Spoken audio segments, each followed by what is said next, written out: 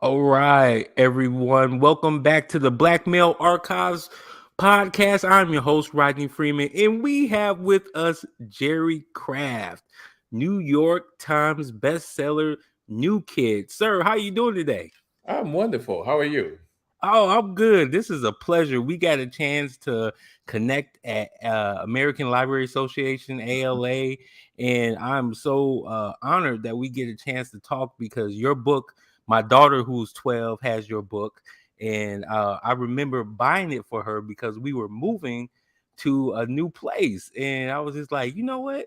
There's this new kid book. Why don't you read this? Because you're going to be a new kid. So it's good to be here talking to you about your book. If you could tell the listeners a little bit about yourself and your background and where you're from. I would say much like Jordan Banks in New Kid, I grew up in New York City in Washington Heights. I was born in Harlem. I grew up in New York City. Always wanted to be an artist. My mom and dad had only heard the term starving artist, so they did not want me to be an artist. So instead of sending me to the art school of my dreams, just like Jordan Banks, they sent him to the prestigious Riverdale Academy Day School. In my case, it was a school in Riverdale called Fieldston, where I was one of the few kids of color. And, you went there and it looked like the campus of Harvard. Yeah. That just wasn't anything that I was used to seeing. Tennis courts and swimming pools and, looked like a Club Med to me. And so it is funny that of all the books I have self-published over the years, that the book that I get acclaim from is actually looking back at those times. And then also my sons also had the same kind of private school life, and taking a bit from my sons, taking a bit from them, from myself, and putting it together to make New Kid and then the companion book Class Act. Man, that is awesome. Did you always want to be a writer? What was it when you grew up? What inspired you to go this direction? I never thought about being a writer because there was nothing I enjoyed less than reading. And I think that as a kid growing up in the 60s and 70s, I felt like, and you and I talk about this a little bit, that a lot of the books were slavery, civil rights, dads in jail, that kind of thing. And that wasn't my life. I grew up in a brownstone. We were a middle-class Black family, but we didn't do things that some of the white kids who I ended up going to school did, but it wasn't primarily a struggle like you see. That's the only thing we ever have. The only life we ever live on TV is the struggle in the South Side of somewhere, the South Bronx, South Central LA, South Side of Chicago. Right. And there's gangs and stuff, and people say, I know people like that. Like, well, yeah, well, I know people like that too, but you know people like me and people like you and people like, Right. So I just try to add some diversity within the diversity. Like those books are important, but we also need our Black Harry Potters, the kids, Dogmans. It can't just be all of that on the shoulders of our kids, because we can sometimes forget that they're kids. Yeah. And I gotta segue just for a little bit, because I actually heard another interview with you, and I remember you saying that you really didn't read that much, but you did read Marvel comics, though. Yes. So I gotta ask, who was your go-to character? My go-to character was Spider-Man. Okay. Because in a way, and this is what was so weird, I felt like I had more in common than Peter Parker than I did Black Goliath, Black Lightning, who's DC, Black Panther. And then also, I think my second, they were kind of 1 and 2, was the Silver Surfer. Okay. That was my dude, know. And so yeah, they were like 1 and 2, and then later on like Nova and like that. But I'm still a big Marvel guy. Okay. Go to see. I mean, when I saw Black Panther and Into the Spider-Verse, I felt like I was 8 years old again. Yeah. I know. Those were some good stories. So I waited all my life for that. And so okay. So talk a little bit why it's important to I think me being in the library world, I think we both know, but let's just talk like if we didn't know. So why is it important to see this representation then in books? Because this is going to lead me to my next question, which is about some of these people who are trying to ban books. So why do you see this as being important then? For kids of color, it's important because it lets them see possibilities that Hmm. they may not see in their day-to-day lives. Yeah. You know, it's so funny, and I'll mix this up with the book banning. So in School Trip, the main characters who are, Jordan up here, Mhm. Drew is also black, and their friend Liam, who's white, and about 8 other kids go to Paris for a week. Mhm. And I already see some people go, well, it's really fun, it's really good, but I don't think my kids will be able to relate to these kids going to Paris. I'm like, yeah, but they can relate to a kid Mhm. going to wizard school Mhm. and riding a broom and waving a wand around. Yeah. They can go to see Avatar and relate to blue people on another planet. Yeah. They can see Shrek and relate to a little green guy, a big green ogre. Yeah. So my new thing now is, if they can relate to a blue man or a green man, they can relate to a black and brown man, black and Mm. brown kids. Mm. Mhm. And I think a lot of the pushback that we get is that certain people want to keep our kids thinking that we are second class citizens Right. and not thinking that we can go to Paris and we can go to private schools and we can become doctors and lawyers and presidents, that we Right. just have to be rappers and sports stars, you know what I mean? Right.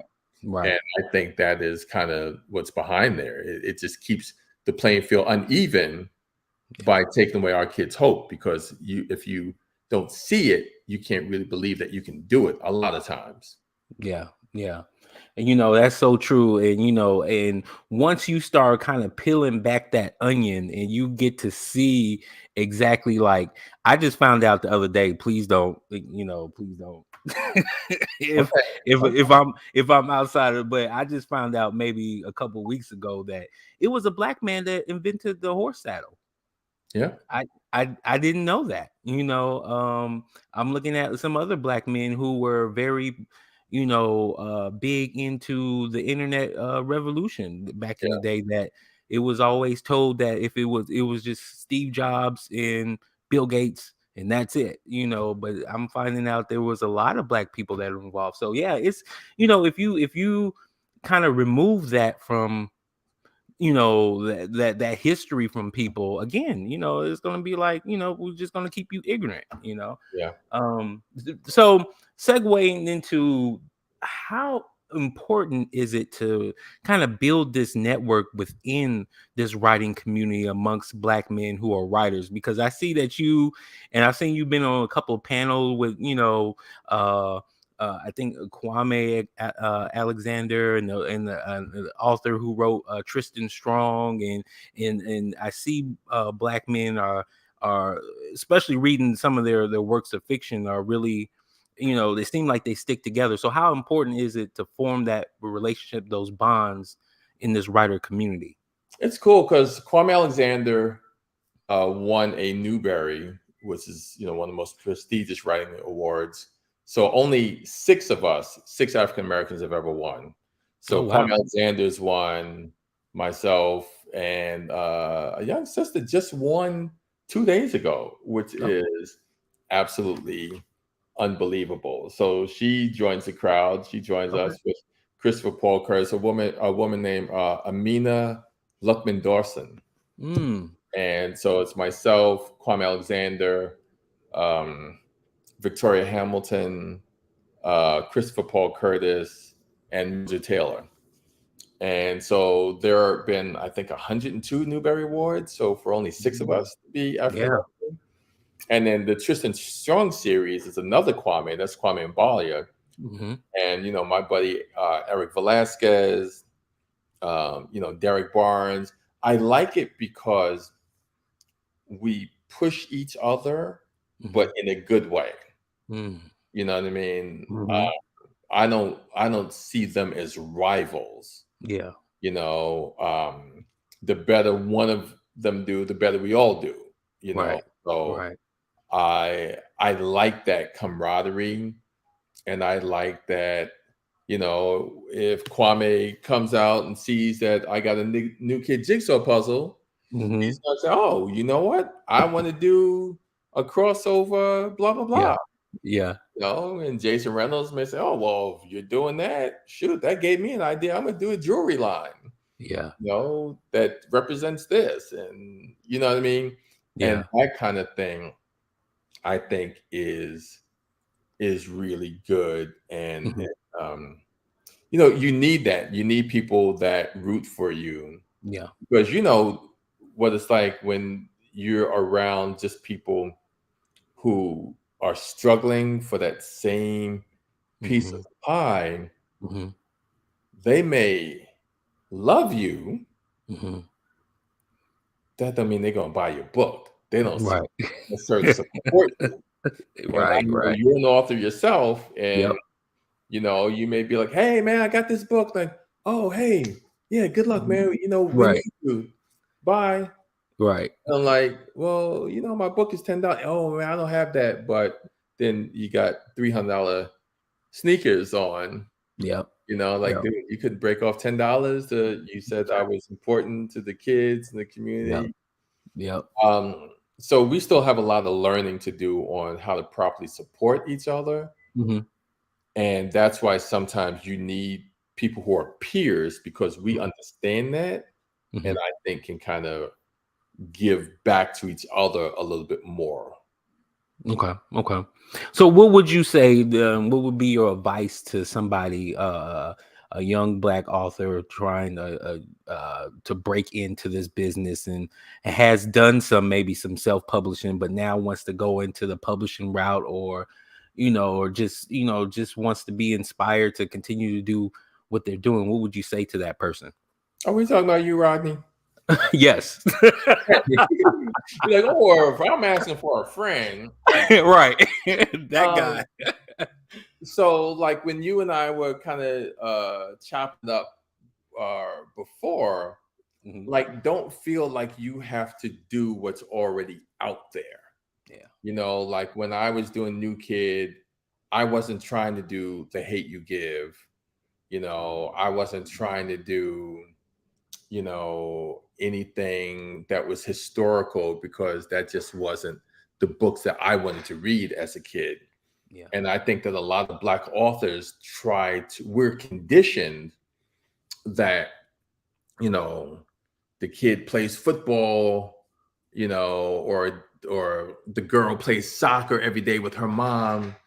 And then right before the big match, you know, mom loses her job and dad gets arrested. And now she has to live with her grandparents.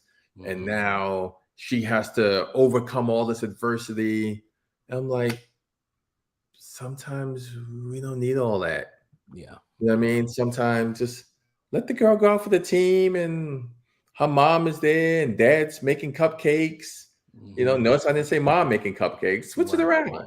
You Right. know, dad's making cupcakes and they go there and she makes the winning goal. You know, Yeah. give the kids something to feel good about start to finish, without taking them on this roller coaster and all of a sudden it's good. And then like grandpa dies, you know, got hit in the head with a soccer ball. And now Mhm. every time she sees a soccer ball, she pictures grandpa laying out there. You know what I mean? Like we don't always Right. have to put the weight of the world on our kids. Sometimes we should just let them be kids. Man, that is good advice. Thank you for that advice. That was for me. And anybody else listening, man, this has been great, man. Jerry Craft, can you tell the listeners if you're working on any new projects and then where they can follow you on social media? Yep. So social media, I kept it easy. Everything is my name, Jerry Craft, JerryCraft.com for my website, and Twitter and Facebook and Instagram and LinkedIn and all that.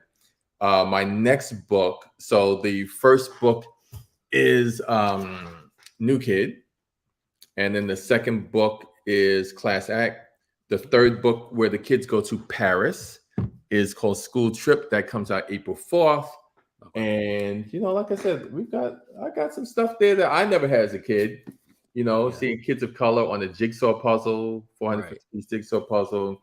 There's a new kid sketchbook and just all kinds of stuff that I just want to get as much positive stuff out there for our kids. I always say I make the books I wish I had when I was a kid that would have made me a reader. Yeah, man, sir, this has been a pleasure and an honor. And again, thank you for the advice that you've given me and that you're giving all the listeners.